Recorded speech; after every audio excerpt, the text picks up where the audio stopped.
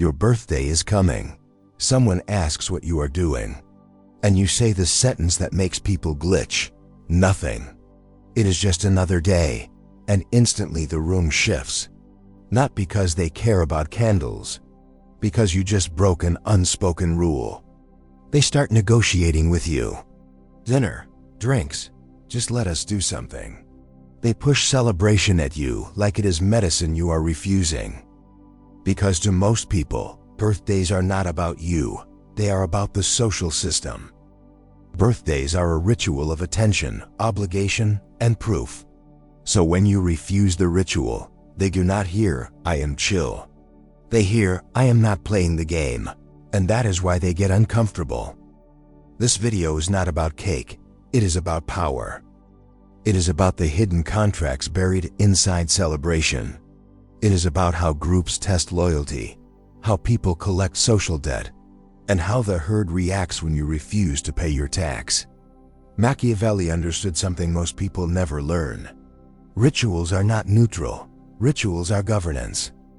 By the end of this video, you will understand the real psychology behind treating your birthday like a normal day. You will understand exactly what it reveals about how your mind is built. And you will leave with a 4-rule protocol that makes you strategic rather than just indifferent. Not to be cold, to be untouchable. Fortune versus Verk. Machiavelli built his worldview around one tension: fortune versus Verk. Fortune is randomness, chaos, what life gives and takes without asking your permission. Verk is structure, discipline, the ability to act and build even when fortune is being cruel. Now here's where birthdays become Machiavellian. A birthday is supposed to be a predictable annual delivery of recognition and belonging. But for a significant number of people, birthdays did not deliver warmth. They delivered unpredictability. They delivered disappointment. They delivered the specific pain of hoping for something that does not arrive. Year after year, until the mind makes a quiet executive decision. Stop hoping. And when that decision is made, something shifts permanently in how a person relates to external validation, social rituals, and the approval of other people. That shift is not automatically damage. It can be the beginning of something Machiavelli spent his entire career describing: the development of an internal engine that does not require external fuel to keep running. There are 3 distinct types of people who treat their birthday like a normal day. They do not all arrive here the same way. They do not all occupy the same position. And understanding which type you are is the most useful thing this video will give you. Type 1. The person who learned not to expect. This person does not skip birthdays to make a statement. They skip birthdays because reality trained them to. When someone experiences repeated disappointment with no ability to change the outcome, the brain eventually stops anticipating the reward. Not because the person is weak, because the brain is efficient. It stops investing emotional capital in predictions that consistently fail to pay out. Birthdays are prediction machines. You expect the party, you expect people to remember. You expect to feel special for one day. And when none of that arrives, not once, not twice, but year after year, the mind makes a strategic adjustment. It stops predicting the reward.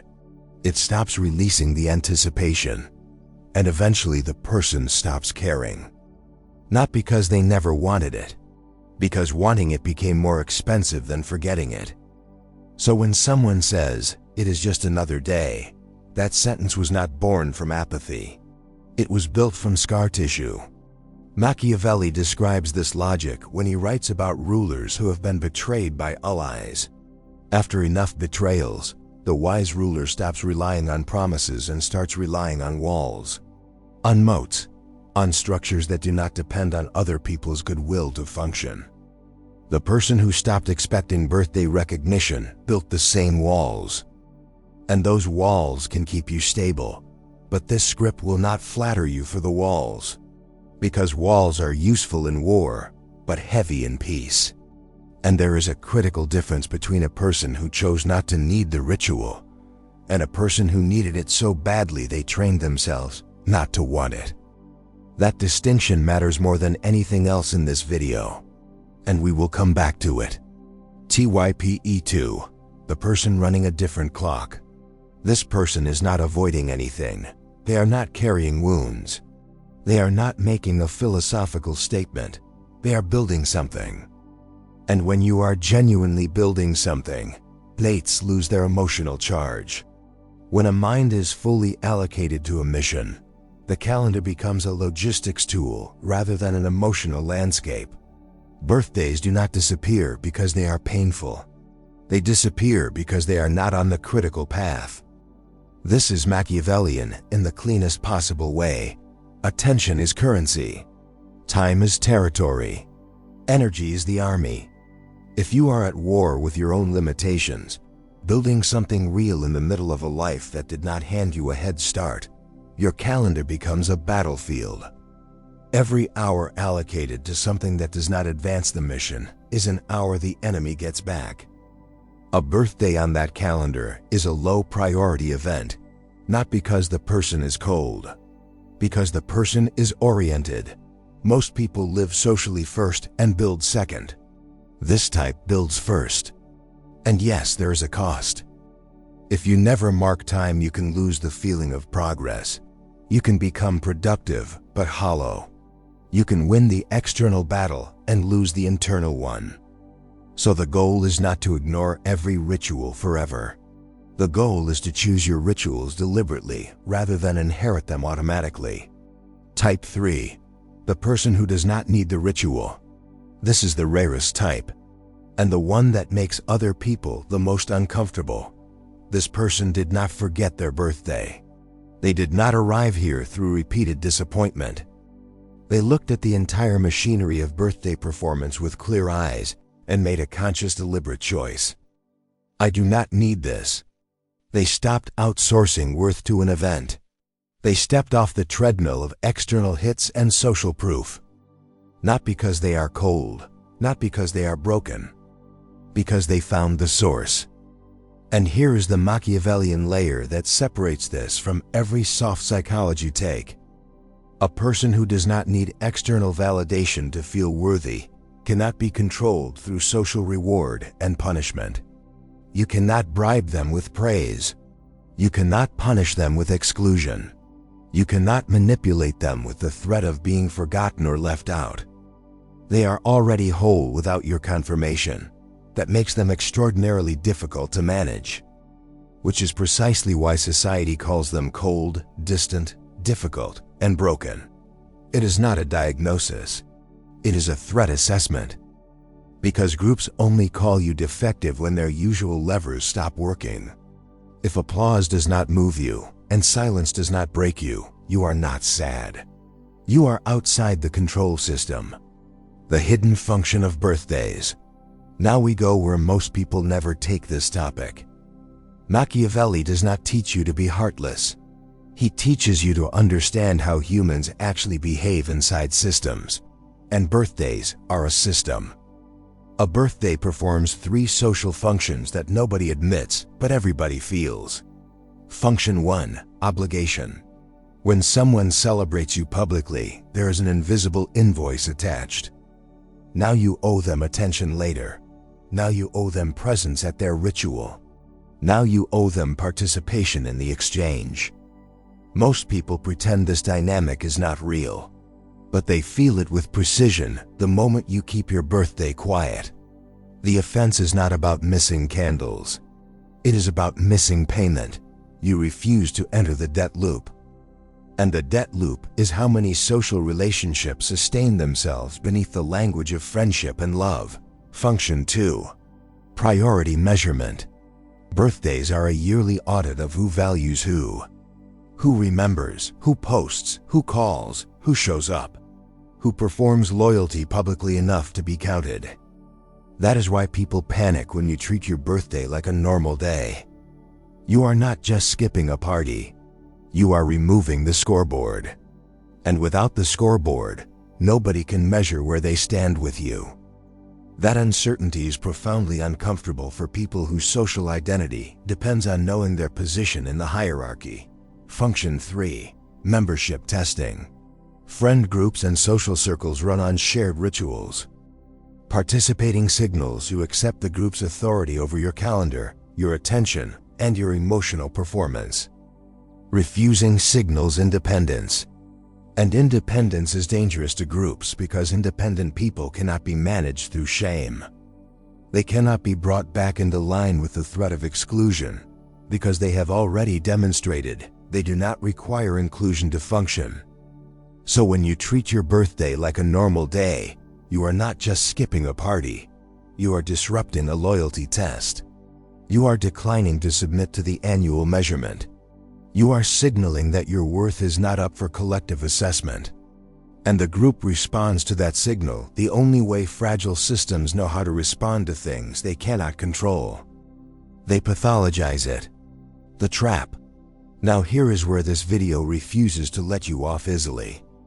Because not every version of birthday indifference is strength. And Machiavelli would be the first to tell you that the most dangerous illusions are the ones that feel like wisdom. Some people disconnect from celebrations not because they are free, but because they are afraid. Afraid that if they let themselves want something and it does not arrive, it will confirm what they already suspect about themselves, that they are not worth showing up for.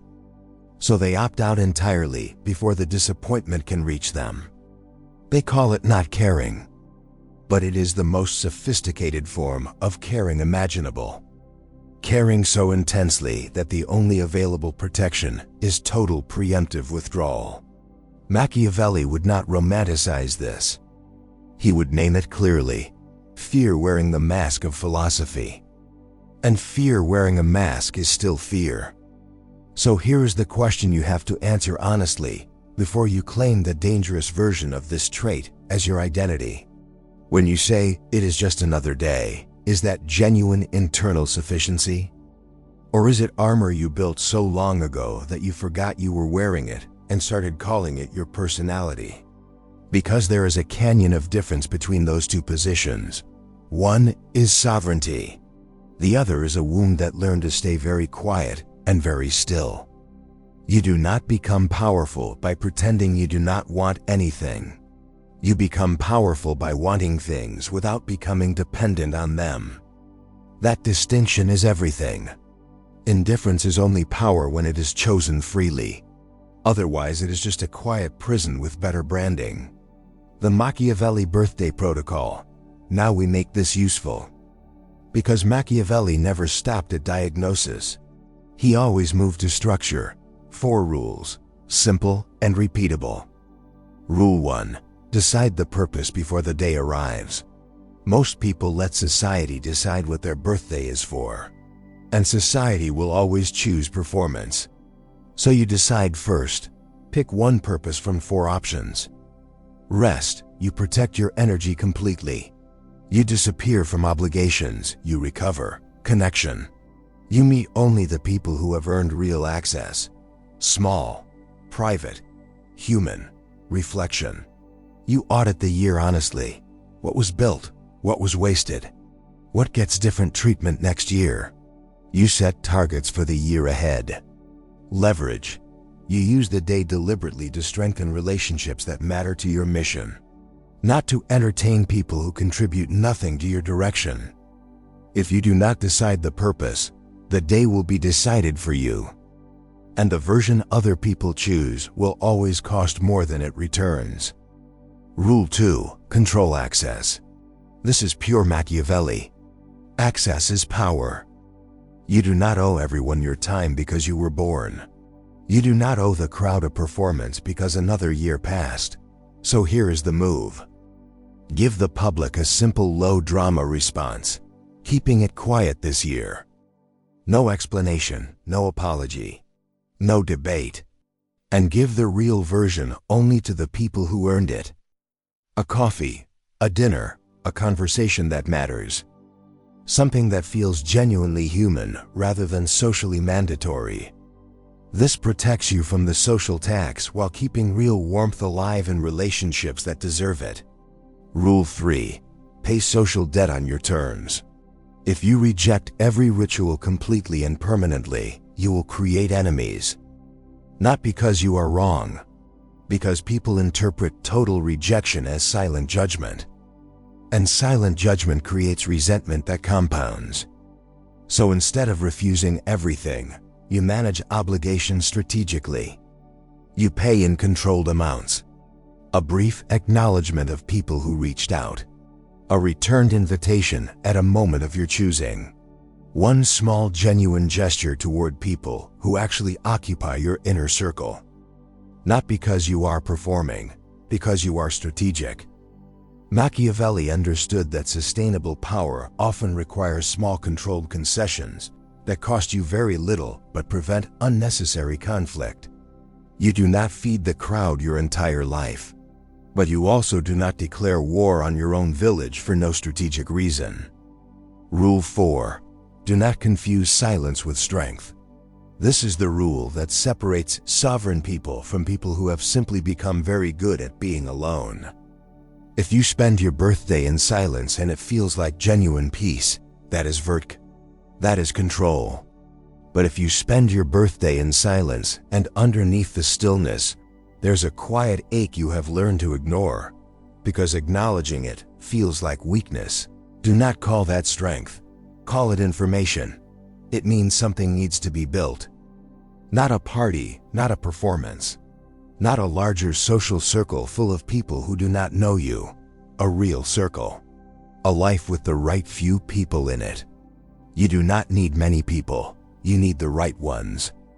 And the difference between choosing to be alone and being alone because you stopped believing you deserved otherwise is the most important distinction this protocol rests on. So if you treat your birthday like a normal day, you are not automatically broken. You might be armored, you might be focused, you might be genuinely free. But the real Machiavellian question is never, what does it mean? The real question is, does it serve you? Because the goal is not to be celebrated. And the goal is not to be alone. The goal is sovereignty. The ability to choose your rituals, your people, your access, and the meaning you assign to the passage of time. Fortune will do what it wants. It will disappoint you sometimes. It will surprise you sometimes. It will test you every single year without warning. But virtue is your responsibility, structure, boundaries, deliberate choice. And when you have those, a birthday becomes what it was always supposed to be. Not a social exam. Not a public performance. Not an annual audit of your worth in other people's eyes. Just a day you own completely. Subscribe to Machiavelli Strategy Code. Next video, we go deeper into the internal engine and exactly how to build one deliberately if yours was constructed from pain rather than from choice. One question before you go. Did you choose privacy or did privacy choose you? If you want to comment, keep it simple. Quiet if you keep your birthday private by choice. ARMOR if you arrived here through disappointment rather than strength. Because knowing which one you are is your actual starting point.